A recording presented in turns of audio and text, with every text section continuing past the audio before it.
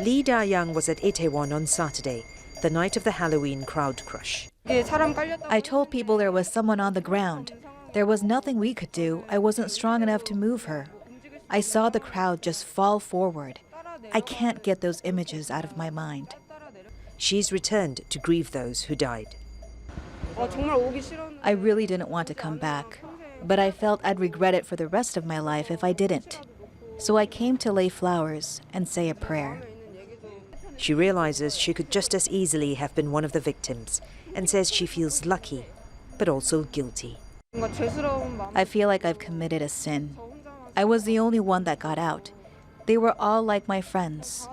I only found out the scale of the disaster after seeing it on the news.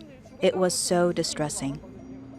The memorial altar at Itaewon is one of many set up across South Korea. On Tuesday, President Yoon Suk-yeol and some cabinet ministers came to pay their respects. Majority of the shops around the site of the accident are shut as a mark of respect.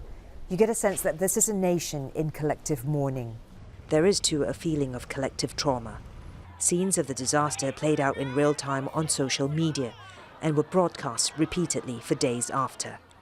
The government has extended free counselling services to not only those directly affected, but to the general public as well. The nation's mood is slowly shifting to one of anger. The police chief, who's faced repeated questions about the force's preparation for and response to Saturday's accident, apologized on Tuesday.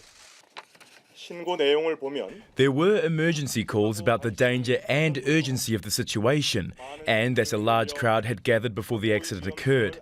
However, we think the police response to the emergency calls was inadequate. The president has said South Korea's crowd control measures will need to be stepped up. An investigation is underway as to how the stampede occurred.